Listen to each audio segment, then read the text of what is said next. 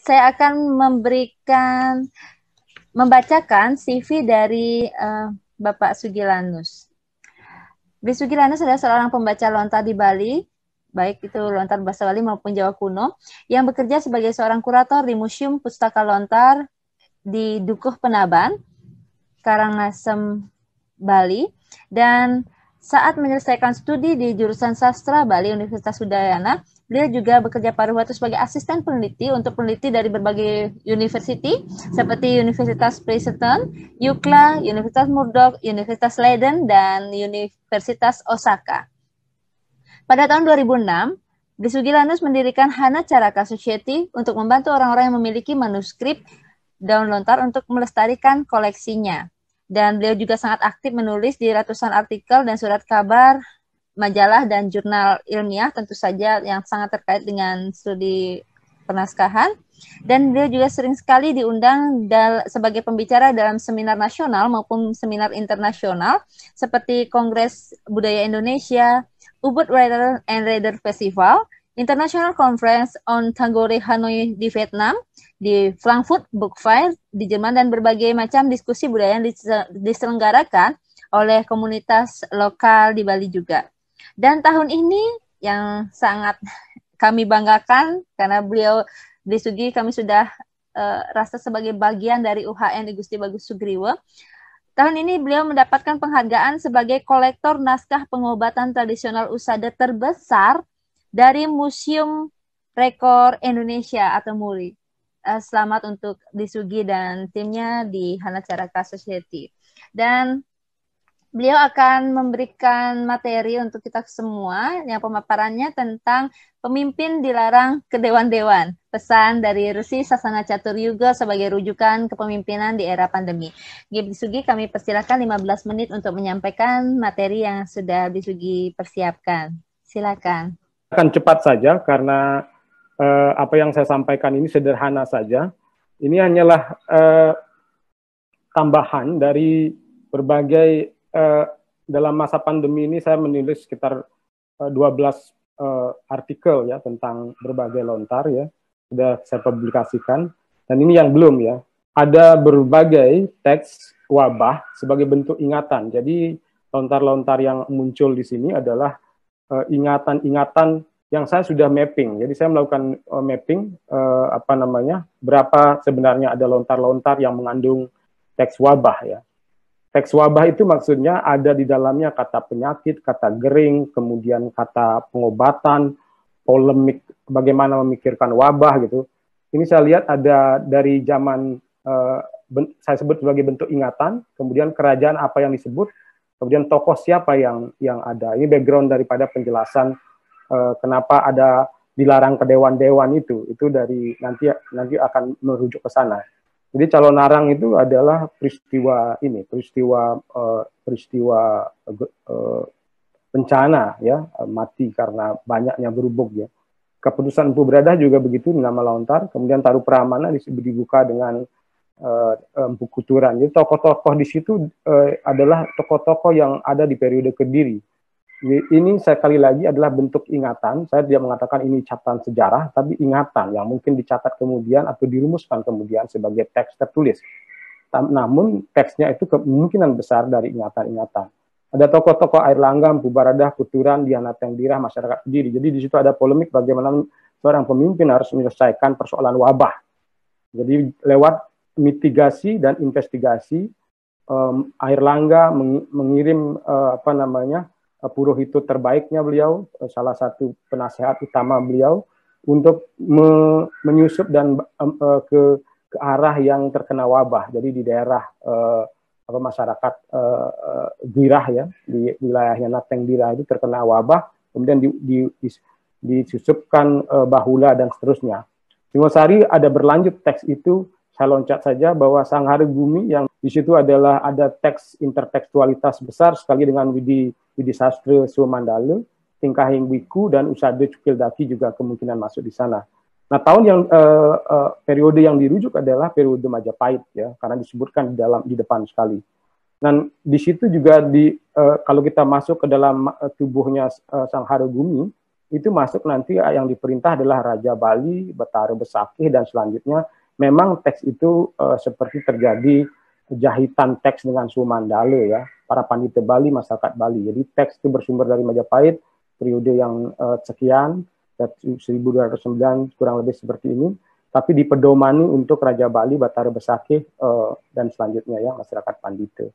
Ada teks yang kemungkinan lebih mudah karena itu merujuk pada Empu Ender, masyarakat Pasuruan, masyarakat Bali, Raja Bali, itu Yama Purwanitatu tentang penguburan mayat ketika terjadi wabah besar atau terjadi bencana begitu, atau perang termasuk di dalamnya. Ini ada kemungkinan dengan Cukeldaki dan Usade Ile, kemungkinan punya korelasi, karena wabah yang dimaksud kalau itu Gering Agung atau itu kemungkinan sakitnya Cukeldaki atau sampar atau kusta ya, kemungkinan itu ya.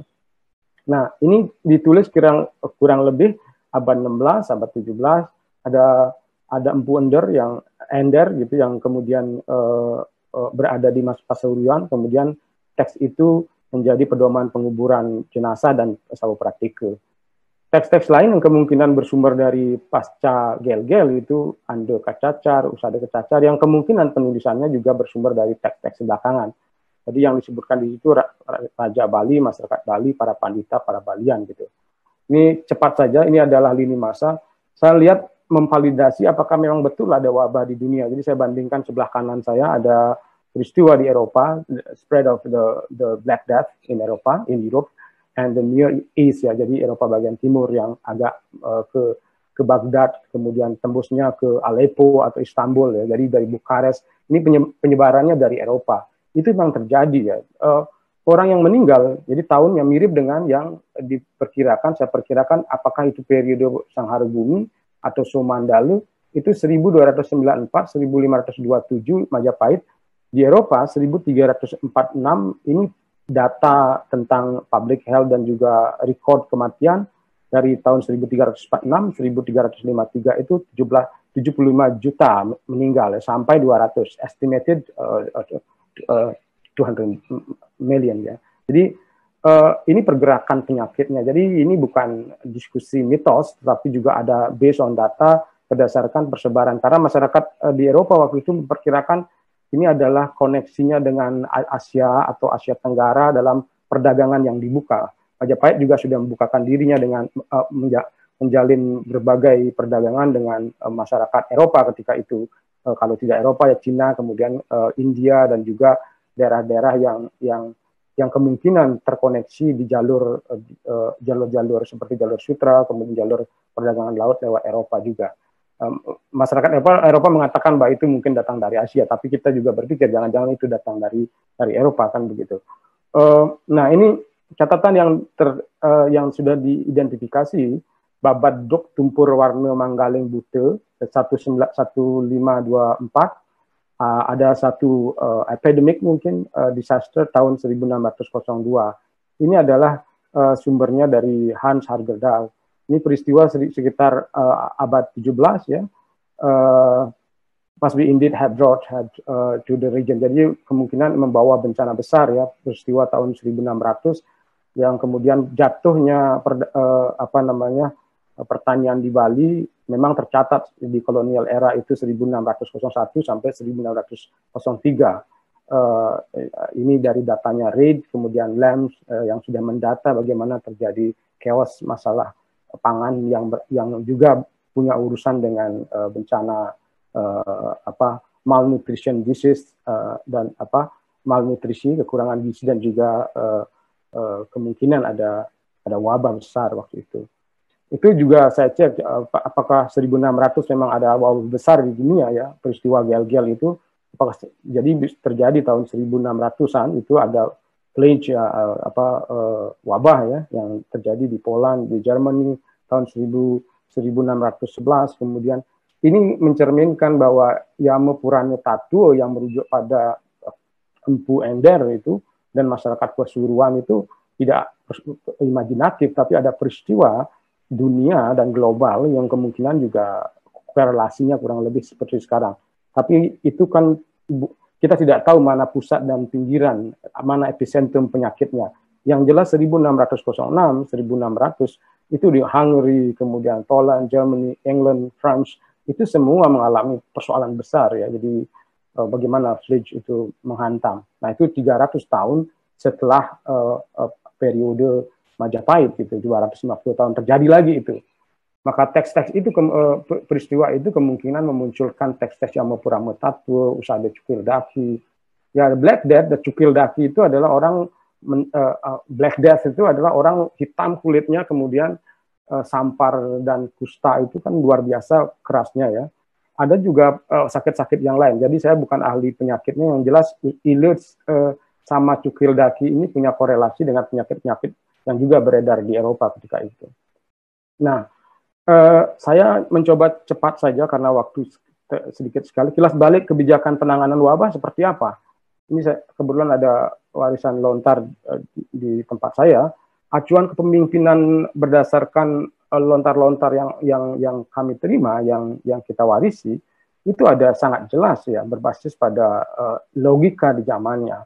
Ini adalah manuskrip di rumah yang ada adalah Rogo Sangharebumi ya. Rogo Sangharebumi sebenarnya ini bagian depan daripada 3 naskah. Itu naskah cukup tebal. Di situ ada Suhu Mandala, kemudian di depannya lagi ada naskah tentang regulasi Kutare ya, Kutare gitu, Kutare Manawa di dalamnya.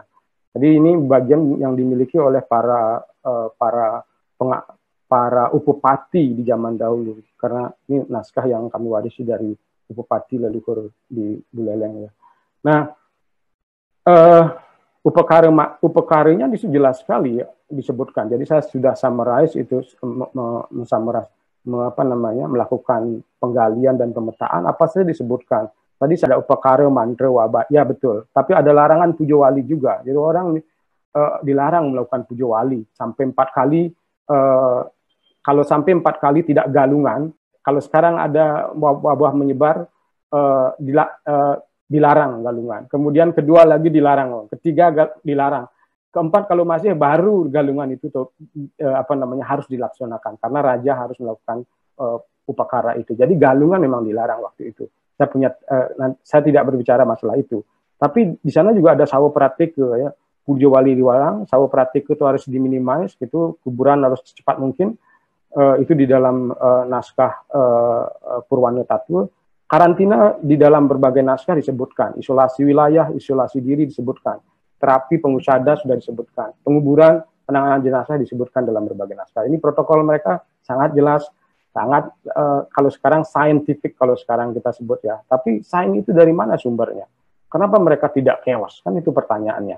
Di zaman dahulu ketika terjadi wabah, kenapa mereka tidak chaos? Nah, saya mengkerucutkan titik temu daripada tidak chaos, kenapa ada logika hadir di tengah suasana demikian gemuruh itu, karena ada berbagai harapan yang diberikan oleh lontar-lontar yang lain ya. Di lontar-lontar yang lain itu, ini usade semuanya, ande kecacar, pamayu ande kecacar, usade Cukirdaki, usade Ile, usade gede-gede, usade kecacar, ini memberikan optimisme, kalau tidak penyembuhan secara kuratif, tapi optimisme yang besar sekali. Dan kita melihat, saya coba bekerja dengan ahli etnofarmakologi ya untuk mensaintifikasi beberapa lontar lontar ini. Kita masih sedang berproses, tapi mereka punya seperangkap bagaimana menangani persoalan-persoalan wabah di masa itu. Nah, kali ini saya tidak membahas ini karena saya sudah pernah bahas apa isinya ini dalam webinar yang lain ya, dan saya sudah tulis juga. Mereka punya optimisme karena mereka berani menghadapi tidak chaos karena mereka punya naskah-naskah penyembuh yang mereka pahami. Kalau kita sekarang punya, tapi tidak kita pahami.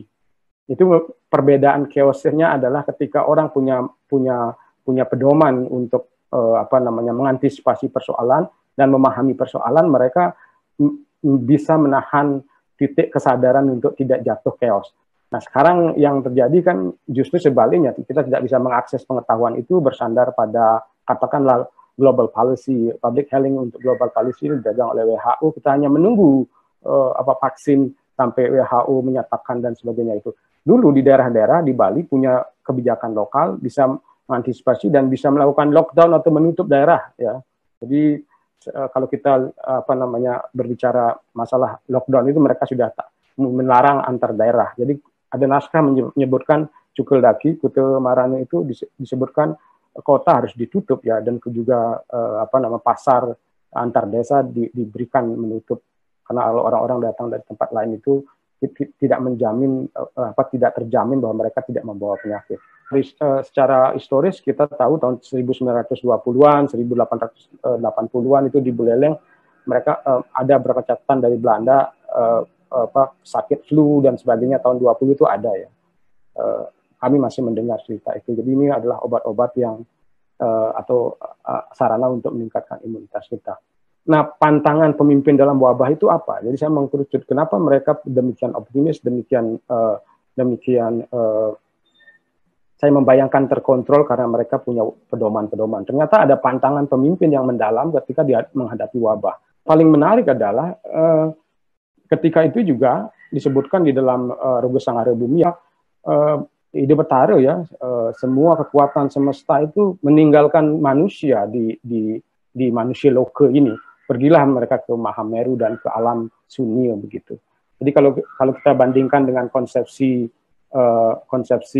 alam bawah, alam atas dan alam tengah, manusia di alam tengah, maka alam dewa yang berada di atas itu menjauh dari alam tengah. Yang mendekatnya justru alam bawah ya. Jadi alam bawah itu ya virus yang dikoloni oleh buta-buta begitu. Kemudian ada juga berbagai kekuatan yang memang di dalam konteks teologi Hindu disebut sebagai buta-buta itu yang mendekat. Jadi alam bawah lah yang mendekat ke alam tengah. Nah, sementara alam tengah menjauh gitu. Sehingga kalau ada orang kesurupan, atau ada muarah-warah amarah warah dewa gitu atau keranjingan kala pungu itu ya pemimpin harus pantang mendengar semua itu. Nah, dalam konteks seperti itu sebenarnya logikanya kalau ada orang dapat pewisik dari dunia gaib, terus siapa yang mewisiki kan begitu. Terus kemudian saya mencoba mencari naskah-naskah dan kebetulan bertemu dengan pantangan untuk mendengar pewisik. Jadi ketika ada zaman situasi dalam bencana, pemimpin itu tetap harus mindfulness, kesadaran penuh, tidak berpantang untuk mendengarkan pewisik siapapun yang mengaku mendapat pewisik itu. Ini tercantum dalam Resi Sasana Catur Yuga, koleksi Gedong Kertiu nomor sekian, induknya milik Ide Pedanda Kutub Jero, Dewa Sesawan, Resi Sasana, koleksi Gedong Kertiu nomor sekian. Biar agak clear dengan semua yang tidak berbahasa Jawa kuno.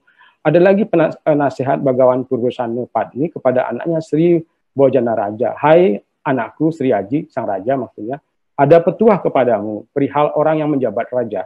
Situasi pertentangan di zaman negara kacau balau situasi wabah, misalnya bila ada orang rendah kasta, utama wangsa, menceritakan impian mereka, subtemaya namanya, diselimuti oleh mimpian namanya, jadi tidak real. Jika ada mendengarkan kata pewarah segala sabda suksma dengan cara sopan santun, walaupun dibisiki dengan mesra, dengan bisik-bisik pejabat-pejabat sekarang yang terpilih dibisiki oleh mengaku suci dan sebagainya, itu namanya kayu mayu namanya. Itu adalah bisik-bisik dengan sabda santun, rayu mesra dan sebagainya. Jangan sekali paduka Tuanku Raja mempercaya perilaku orang semacam itu. Jika itu Tuanku percaya, teras habis kacau negara Tuanku Raja. Keadaan semacam ini bukanlah mencerminkan kesasaran keselamatan. Jadi itu bukan sasaran atau tujuannya keselamatan. Subtemaya adalah ipen-ipen.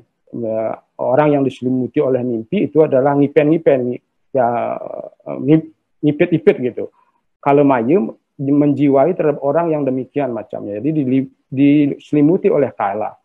Jika raga maya, mereka yang lancang menuturkan sabda widi. Ya. Jadi orang ngaku-ngaku betara, ngaku widi, suci dan sebagainya, tidak boleh dengar di dalam pandemi, di dalam dalam situasi wabah. Itu sangkala wimoho yang menjelma orang itu.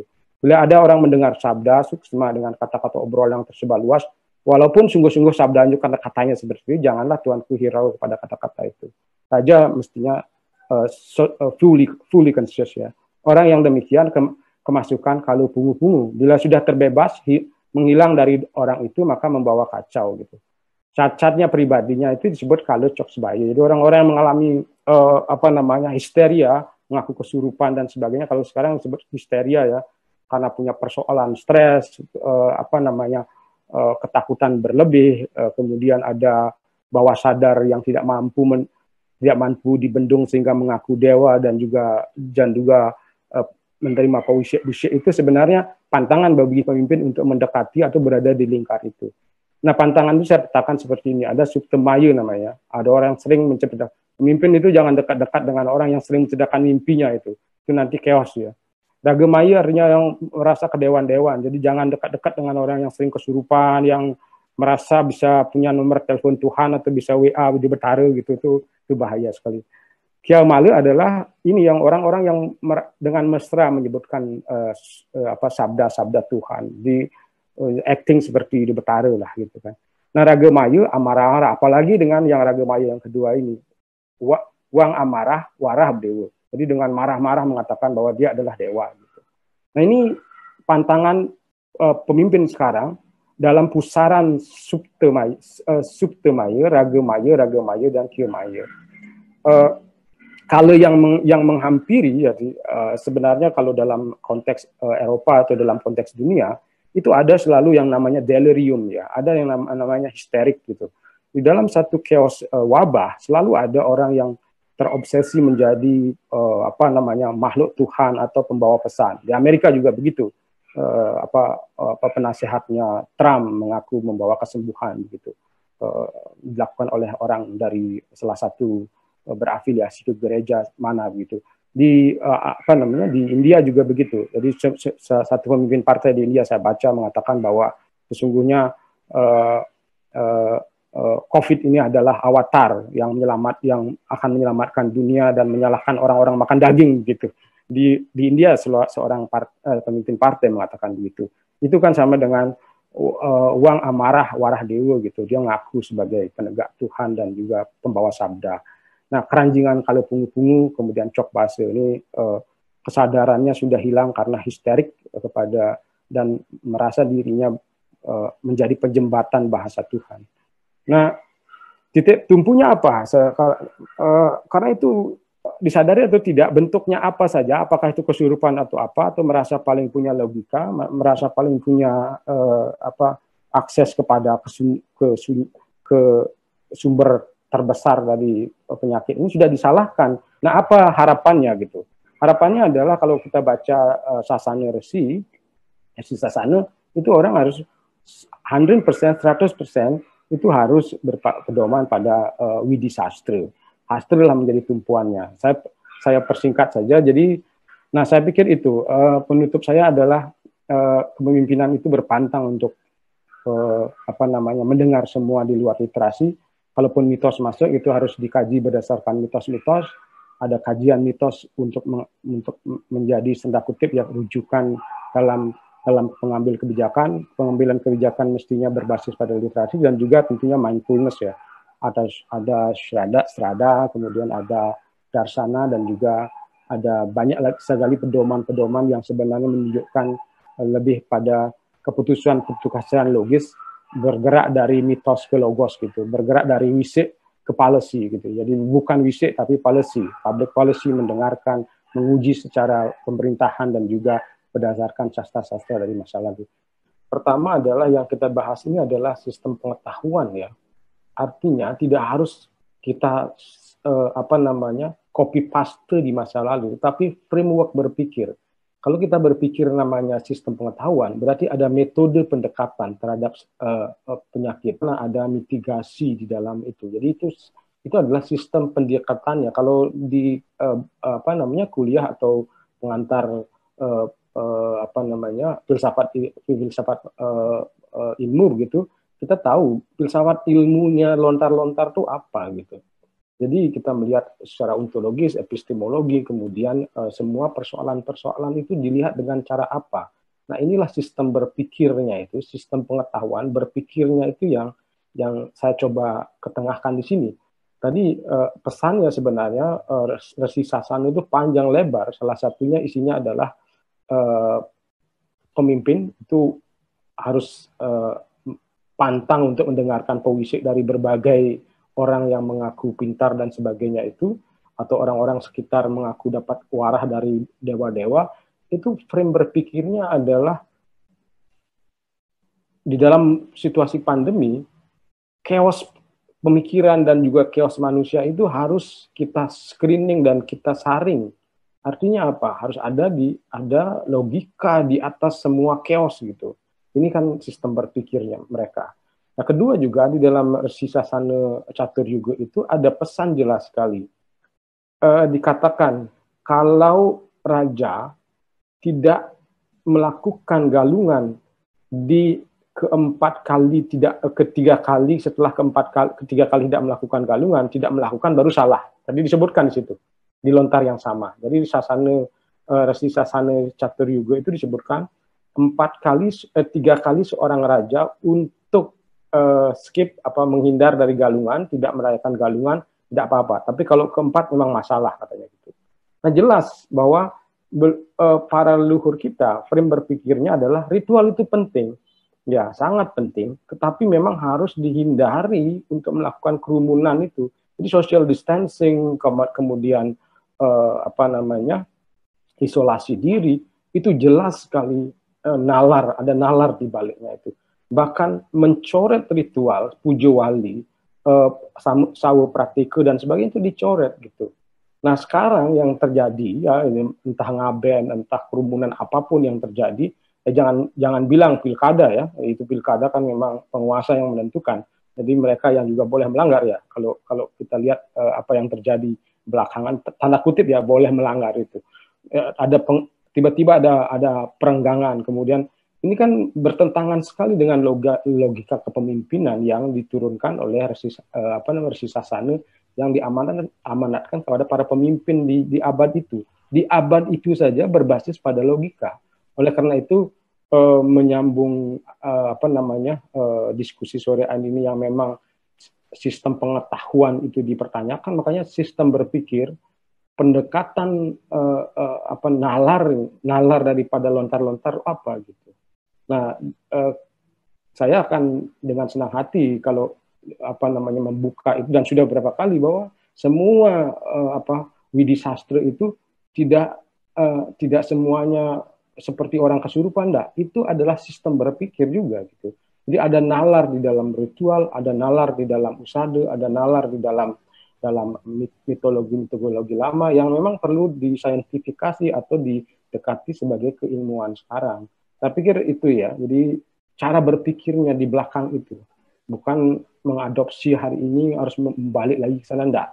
Nah, legasinya atau warisan frameworknya, metodologi itu yang perlu dirumuskan ketika kita melihat lontar-lontar itu untuk dipakai pedoman sekarang. Logika di balik lontar itu apa? Ada dunia, kalau mengutip istilahnya Profesor Peter Bosley yang mengajari saya, ada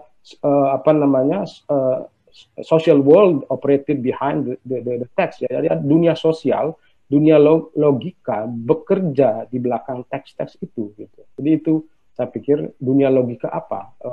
Bagaimana konstelasi politik pemikiran sehingga dicoret galungan gitu 3 kali. Bagaimana perdebatan atau kebijakan itu diambil di antara para purohito, di antara para raja, dari para punggawa, para menteri begitu, sampai berani tanda kutip ya mencoret semua ritual ketika terjadi pandemi. Ini saya pikir penting dalam melihat sistem pengetahuan yang dirumuskan sedemikian luar biasa. Itu bisa dikatakan keluar dari kotak cara berpikir ritual gitu. Itu beyond ritual.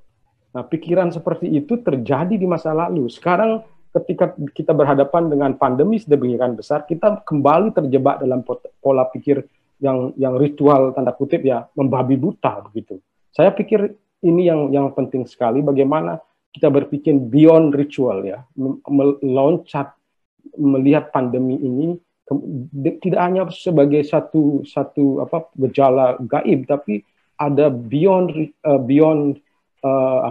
sesuatu di luar itu yang harus memang kita jawab juga dengan logis ya. Ketika sesuatu yang logis terjadi, maka jawabannya adalah logis. Ya, ini virus sudah jelas ada mikroskop, ada sistem pengetahuan yang bisa mendeteksi ini, kemudian dijawab dengan yang nalar, yang mitos kembali. Saya pikir gagal mendekati sesuatu yang logis dengan mitos. mestinya adalah mendekati mitos dengan logis gitu atau dengan logos. Ini sebaliknya yang saya lihat wanti-wanti atau pantangan daripada Resi Sasana adalah melihat sesuatu yang logos itu dengan logos gitu. Jangan melihat sesuatu yang logos, yang logika dengan mitos gitu sebaliknya. Nah ini yang frame penutup saya adalah bagaimana Resi Sasana itu sampai memberikan satu gambaran, membentangkan bahwa kalau itu logos, maka logos jawabannya. Kalau itu logika penyakit, maka logika penghentian semua aktivitas ritual dan sebagainya itu dikerjakan. Kalau sekarang yang berbahaya adalah ketika sudah dijabarkan sedemikian rupa dengan logika saintifik dan kedokteran, tiba-tiba kita menjawabnya dengan mitos. Ini masalah gitu ya. Saya pikir itu mudah-mudahan dipahami atau bisa menjadi setidaknya pemicu berpikir saja bahwa logos didekati, mitos didekati dengan logos, bukan sebaliknya.